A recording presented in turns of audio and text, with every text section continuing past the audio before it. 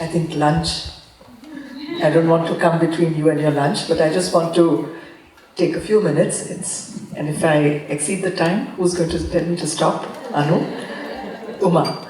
Just want to first of all express deep gratitude to all of you, not only for your presence here today, but also for being committed to the dream, the philosophy and the direct action that Mother and Sri Aurobindo have specially given us. I think we're all very privileged that this is that special place on earth. No other country, no other geography has that possibility. And I think this is a churning. It is work in progress, just as any building has scaffolding and it goes on. We're all in that journey. The journey will have its little curves, accelerated paces, sometimes moments to reflect, all of it. But today I want to not repeat what we said, but also express deep gratitude for many of the people who've contributed hugely. And Himanji, I don't want to embarrass you, but your uncle Himmat Singheji and many other donors, they've all contributed not for Auroville just as an eco-village. They've contributed for a vision of the mother, the dream of the mother, and as Tapas Jiveris, he said, Tapanji, as he just read out, I think I don't know why we keep analyzing. There's no need for analysis and paralysis, which has been happening again and again and again and again and again. Just to quickly go through a timeline, which I think every person in Auroville by now ought to know if they're just open and receptive. And I have the privilege of possibly being the youngest infant around. Maybe I'm today 160 days old here. I came here on the 4th of July. I have to check on Google which day this is, how many days since then, but I presume it's less than 200 days. That would make it about 6.5 months, no? So I'm a little infant, 6.5 months old here in your city, while I really respect, salute all the phenomenal work individually and in collective groups, communities that people have done. I strongly feel that this is a place that has really got a lot of support from the state government, the local people of the bioregion. People we just heard Dayananji say, there are people who gave up this land, of course took a compensation for it, but they probably became landless after that. They're all here and they gave it for a purpose. Let's every day, every moment, reaffirm our commitment to this. And this was the dream of the mother. This was clearly her vision, the charter, the mission, what we need to do. And of course, we have what it is to be a true Aurovillian. It is all there if we just read this every day and tried in our own little way to follow it. You all know the suffocating details of where this began, but just at the cost of repetition, because people seem to say there are political overtones and this and that. I think it's much beyond that. This is a project which it started in 1968 on the ground. The vision for it, the dream for it probably happened much beyond, even before India got independence. But physically there was 1968 is when the foundation day happened. After that, we've had a lot of freedom to manifest it. But for some reason, again, human nature, lack of harmony, erupted, brought out its ugly head. Whatever be the causes, and it was the people of Auroville at that time, or the people of what eventually became Auroville, that approached the government finally after litigations and all of that to say that they wanted the government to intervene, which was done after the Emergency Provisions Act, later on in the Foundation Act. And after that too, we've had governing boards, and I think every board has reaffirmed all of this. We had the master plan. We must again remember all the giants on whose shoulders we are all sitting today. This is not to believe that people didn't perform, or people, I think they all did phenomenal work. The contributors, the donors, people here, all this beautiful that we see here, whether it's the Mantra Mandir, whether it's all the units, entities, even the Greens. One of the first interaction that I had was with people For example, like people like Joss from Pichandakulam. There are so many wonderful things that have happened here. There's no doubt about it. And then we also had the master plan, which again, I think we've gone through several iterations of it, but we had the resident assembly actually wanted. And I think it's imperative at this point of time that all of us collectively understand 4 important contours which may seem, if you want to look at it in the right perspective, this can give you the sky and more to really manifest and do whatever we want. What are these 4 sort of boundary conditions that I would say? One is the Constitution of India, the laws of the land. We are here on Mother India and we are absolutely blessed. We are indeed very privileged. Where else, which other country has given this beautiful, magnanimous and a very generous offer for us to be here and really explore the inner and outer and give us an ecosystem, a complete, a warmth, a place where we can really pursue our inner development and of course the outer. Similarly, the other dimension would be Mother's Charter. That is something that we have to, so another way when you say entry, we hear you completely and we know that that core essence of building is not about brick, mortar and gravel. That is one part of it. It's also about trees, but it's also most important about human beings, the core of what we are here for. And if we have forgotten or if we have some doubts, we need to rededicate ourselves, and I think that is something that we all need to do. We keep seeing your messages. That's important, but the inner and outer go together. We can't repeat this mistake that happened several centuries ago when people said, I'm going to get into the cave and let whatever happens. And that's the distinguishing feature, I think, of Sri Aurobindo's integral yoga, where we talk of both, integrating the inner and the outer. And we have a role. We have all the 4 facets of the divine. We have to be courageous, bold, swift, and of course we have to be the epitome of compassion, sincerity, all those qualities, I think, which are there. But we can't say that, well, I'll just let things happen the way they are. Decadence and stagnation is not acceptable. So these are the 2 things that we understand. The third is also about the Foundation Act. We have to respect the fact that we have a Foundation Act and we had all the freedom. The Act came in 1988. How old is it today? 34 years? 35 years? We had the freedom. We still have the freedom. And we have the plan. There's no need of further. There cannot be anything better than what she's given, Tuan and every expert. I'm in almost weekly conversations with none other than Dr. Balakrishna Doshi, who has got the equivalent of the Nobel Prize of Architecture, the Pritzker Prize, isn't it? And very recently he was awarded the Royal Gold Medal. I mean, he's and absolutely committed to the sensitivity, the ecology, the attitude to life, the way of life, because he's been a board member here. He's walked through all the communities of Auroville. He feels it, he understands it. And we couldn't have anybody better than him and his entire team, so they all acknowledge, if we have this feeling that our intelligence, our knowledge is superior to what the Mother has given, I would beg to disagree.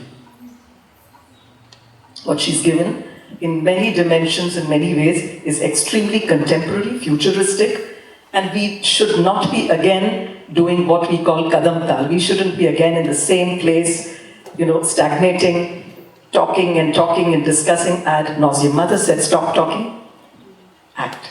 We should. The 4th dimension that I feel is that, as we said, the Constitution, Law of India, Mother's Charter, the Foundation Act, and the Master Plan, after following all this process, was finally adopted by a statutory notification in the year 2010. Why is it that if we had so many objections, why is it that nobody objected to it all these years? It was accepted, and every time you start implementing, if we again come with a new idea, well, I've suddenly had a revelation. And I want it to happen towards the left, towards the right, meandering. This is like the story of, I want to dig a well. And someone says, well, no, water here. No, let me dig here, let me dig here. It doesn't work that way. This city was meant to really be a beacon for the future of the entire world. And we have to solve and show how an urban city, which really, we have to have a sensitivity towards the environment that's given, but not territoriality. First of all, who Mother has said it, land belongs to nobody.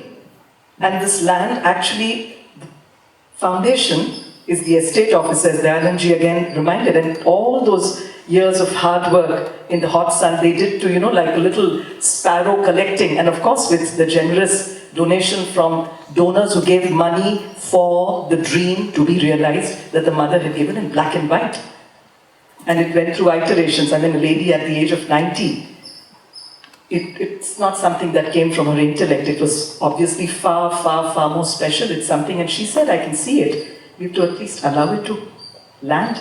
Are we going to keep pushing it back? And let me also say, with all humility, it's like the teething of a child. I'm sure all of you have seen it. When the teeth are ready to come, you can try pushing it. It's not going to stop. And I think the 150th year, we're all collectively there. If we just resolve, let us allow. We're not even saying all of us have to. It would be fantastic, it would be great. The Matra Mandir was done by all of us collectively. And that's the reason we reached out to all of you. And we need your help. We genuinely need your help. We need help from every quarter. There's a lot of work, troubleshooting, confidence building, counseling. You heard this young lady who came, and somebody, Pavitraji, you mentioned. These are moments, we all do get attached, we are all human beings. But when that happens and one person is obstructing it, is it not our collective duty? Can we not take on that thing with full sensitivity, in a humane way? Can we not gently take that child or that young person to the side and explain what it is and make sure that work goes on? Can we allow this to get stalled forever and ever and ever? And we have to be a beacon, as we said, a city in every way modern, but in every way which really allows for all these dimensions that the Mother thought of. It'll be a haven, and by our 3,000 of us stopping, decelerating, preventing the entry of the other 47,000 people who are all waiting. Is it our right? As has been repeated, are we the beneficiaries? Is it for me to really have that big piece of land and make sure fence it and not allow anyone to come? This is not our land. We gave up all our possessions, maybe 30,000 kilometers away in different countries, and we've all come here for a very, very holy pilgrimage. A pilgrimage which synthesizes matter and spirit. And I think we have to keep reminding ourselves. And I also, in a lighter vein, have to share. When I used to be in the government, I used to think that there's a lot of bureaucracy there. But after coming here, stop. So I call these jalebis. So any process, it goes round and round and round. It may not be perfect circles. And at the end of it, we don't come to a conclusion. And it really makes me wonder if 3,000 people can't come together, but I guess that is human nature. So let's not push this under the carpet. And I think this is very, very, very important, what we're all collectively trying to do. There will be these little provocations, there will be these little questions, reflections. And again, the sequence of events, it's not that the entire team has had a series of meetings with people. And let me also say that the Prime Minister of India, this is probably historically for the first time that we've had the Honorable Prime Minister, we've had the then Defence Minister, the Finance Minister currently, the President of India, the Honorable Home Minister, they've all visited Auroville and given their full, because this is something that not only India, the whole world is absolutely proud of. It's something beautiful. And there is nothing in the current governing board as well. We, for the first time, again have a board, which, let me again assure you, there was no new agenda. I'm repeating this. What we did very painstakingly, with the help of all of you, many of you, we went back to all the minutes of the last governing board meetings, which were already decided.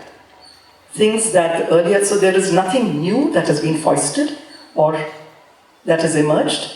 All that was done is all the decisions that were already taken. It was just compiled, because in any organization, whether it's a home or a corporate organization, a civil society, NGO, when you take decisions, what do we do in the next meeting? What do we do? We follow up, action taken report. That's all we did. We said all these decisions have been taken. There have been oversight committees and undersight committees and what have you.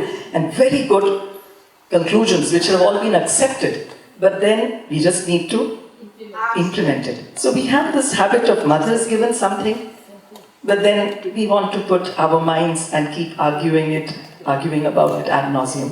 If the governing boards in the past have decided something, we just have to implement it. I mean, if everybody starts saying, well, there could be 1,000 ways of going from here to where the camera is. Walk straight. Everything is valid.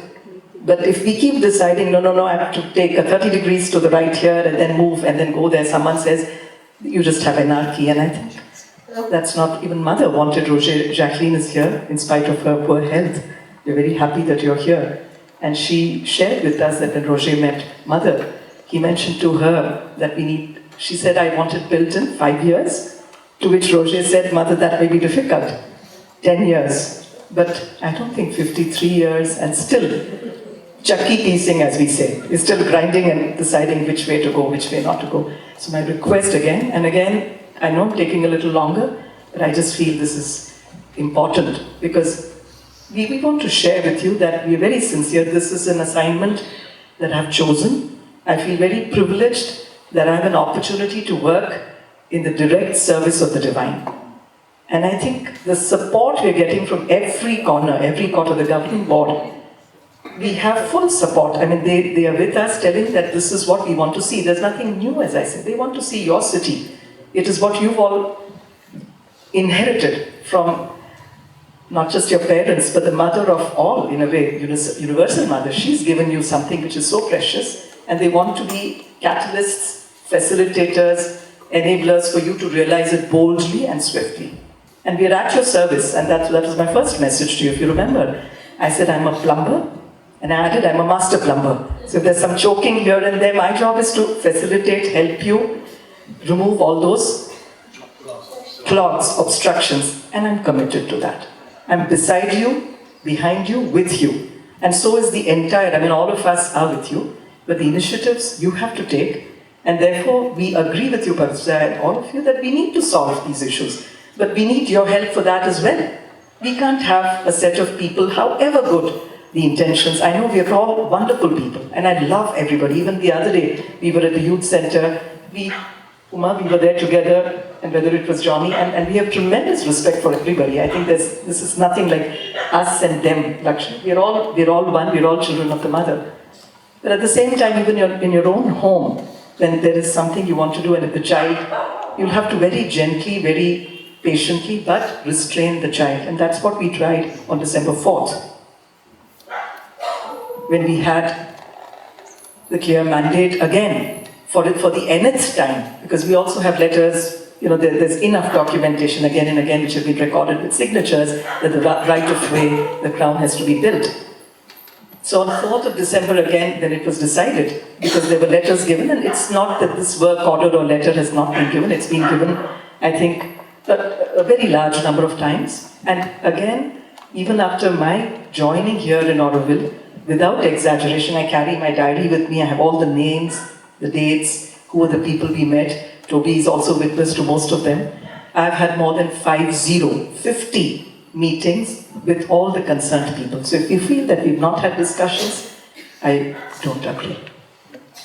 And this is at my level. I think the kind of meetings that TDC has had, and for the first time we have teams which, again with her grace, are aligned on taking things forward. And are we not able to digest that? And I also want to appeal to all of you that when there is a team trying to do that, the least we can do collectively is to stand by them, support them. Even if it means you have to defend it with your life. If there's something you believe in, you've come here, you've relocated, you're here, we have to defend it. And a lot of times, it's not violence that's going to lead to it. So I want to repeat, when we started this work on 4th December morning, 9 o'clock, it was in broad daylight. The JCBs were there, and there was a question by Swaha. Is she there? I want to now also respond, because this is the time for it. The questions for the LMG, we didn't want to. If you have this piece of cloth, I'm taking Uma's example, her own, right? Or if you had the cloth from which this beautiful garment is made, how would you cut it, Swaha? Would you use your fingers to tear it? You would need a pair of scissors. Uma? And so if you need to clear the earth, anywhere, if there's any road happening or if there is any pathway to be cleared, right of way to be done anywhere in the world, we would have to use JCBs. JCBs are not in any way violent. They're just machines that, and I've been using JCBs even as a magistrate much earlier in this. So it's not something new, it's not a new modern advancement. I think if we are not informed of it, my request is, I can understand that, but this is not as if JCBs are some instruments of weapons of mass destruction. They're not.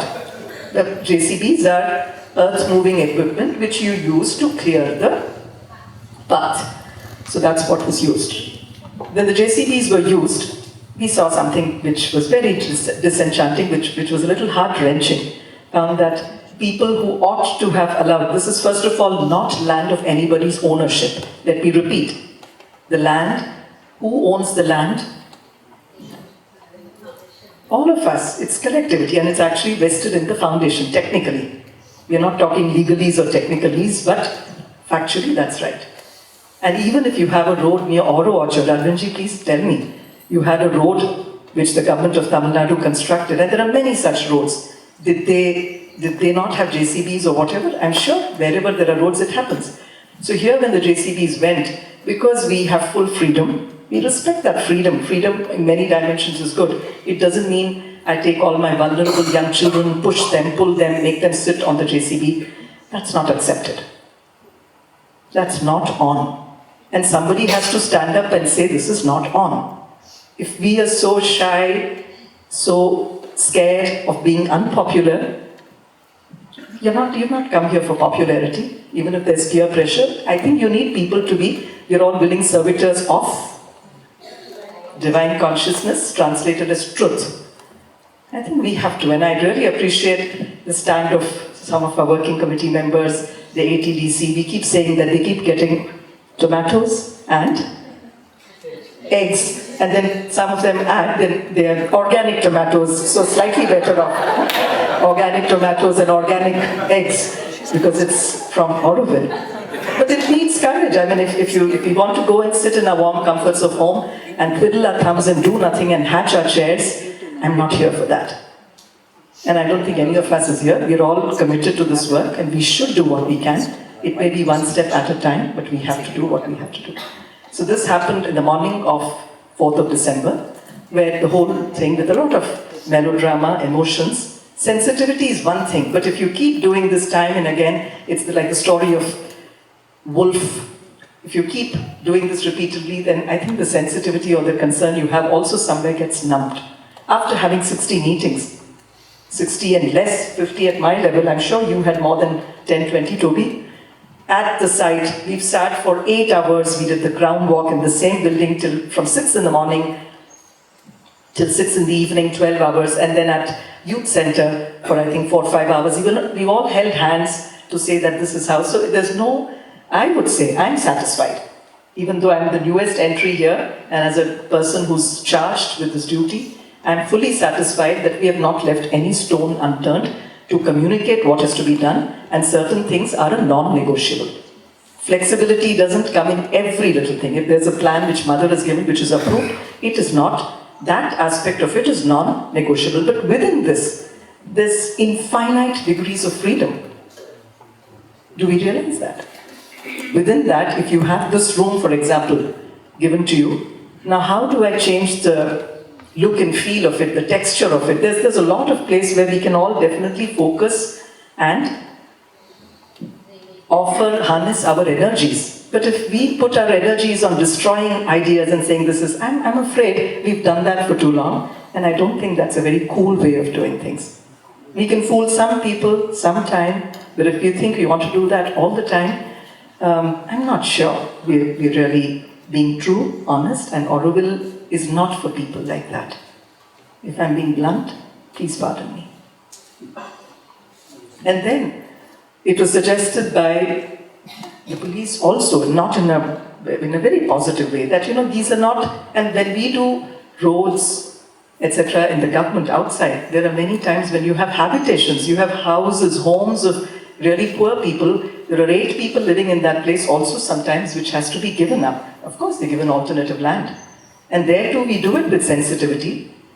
But here there was no house of that kind, and even if there were, this was all unauthorized construction. Very well people knew that this is where the crown is coming, and yet, for some reason, maybe we were a little misinformed, ill-informed, or whatever. And there are people, and I really appreciate some of the people of Auroville who have also confessed, why and how this happened. And I think that's also a very beautiful space that we are all opening up. This is not to point fingers at anybody.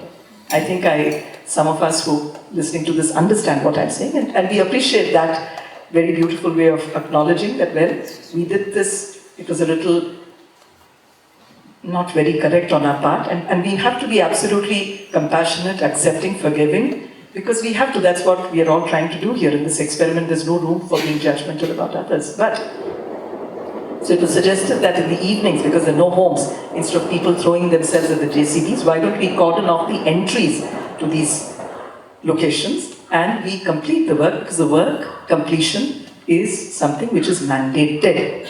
And the Foundation Act, I would request all of us to read it. It says that governing board will not only, based on the recommendations of the RA Resident Assembly, finalize the master plan, which was done with 90%, but it shall ensure the implementation. So it's not may, it is shall and ensure. Ensure itself has and so it's a double bold and italics to say that the governing board shall ensure the implementation of the master plan. And that's what is our duty. We're doing our duty. And we need your support. We need your help. We don't want to get the next day when this was again said that, well, we were all to go there, but why do you need to come there in the dead of the night?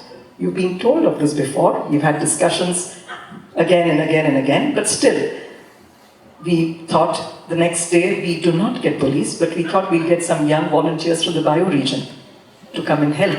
We reached out to a few local people to say, can we have your help? And I've watched the videos.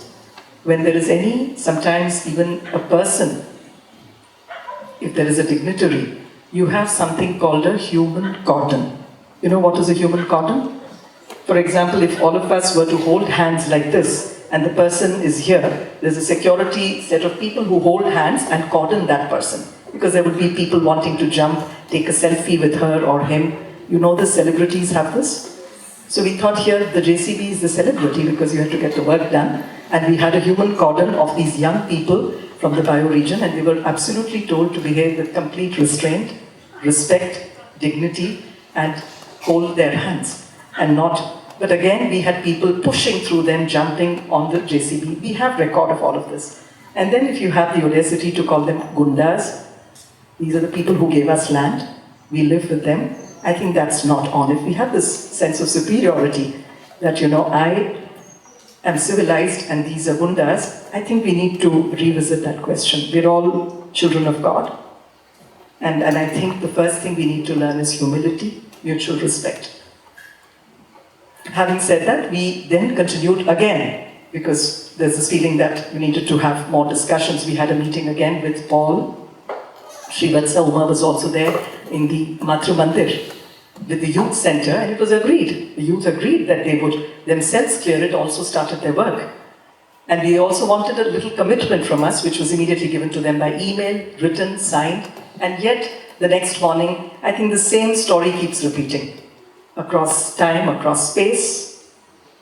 So the same thing happened in the morning again. They were sort of convinced, I don't know, but there were people present. I have all the evidence. I don't want to. They were told not to give in to this and accept it, which is where again they were in a state of confusion. So is this what we're doing with our youth? Should we be manipulating them? So then, again, it was decided after giving waiting sufficiently to now go ahead with it, which is what was done. There is a stay from the Green Tribunal, the matter is sub judice, so I would not like to talk about it now. But we should collectively commit ourselves to building the city. And today, to wind up, I'm extremely happy that you're all here in such big numbers. It's not about the physical numbers that we're saying, but your presence. And I would really want to thank all the members of the Golden Chain, including Srimoy, for making all this happen. And I would also like Srijita to read out something that Bharti Ben has suggested we should read out. So I'll request you, or maybe Bharti Ben, to come and read out, so that it's all about harmony. We have to stay together. And if somebody doesn't believe in this, there are other places. If you want to build a golf course here, you can go to maybe the next district and buy a piece of land. If you want to build an apparel park, that's possible. If you want to build an eco-forest, an eco-village, that's possible. And here there's enough scope to do everything that we want to do, but there is a place for everything and everything in place. If I have a design of a house, there's a kitchen, somebody insists I'm going to build the toilet there or build the kitchen in the living room, that is not acceptable. And I think we must respect this, rather than doing things in a bit of a haphazard manner. So again, I want to thank all of you for being here, and it's not just meeting, sharing, eating, and going away. We're very happy you're here, but we really would like, and I think some of you, Prabhuji, as you said, if you can all suggest or share with us what is it that you would like to contribute. We need a lot of help in terms of technical implementation. I mean, there is a plan and we need to implement it. We want to do it all together with our hands, with our hearts, with our heads together. And wouldn't it be a great thing if this is something that Joss has been repeatedly telling me, can we have not all the young children, elders, planting trees together? Can we not all do it? Luigi, we spoke about it, we're all coming together. We have to. And there may be, I mean, I understand, we may be attached to different points of view, different things. But sometimes it's in letting go that something far more beautiful, when you give up, I think what you get in return.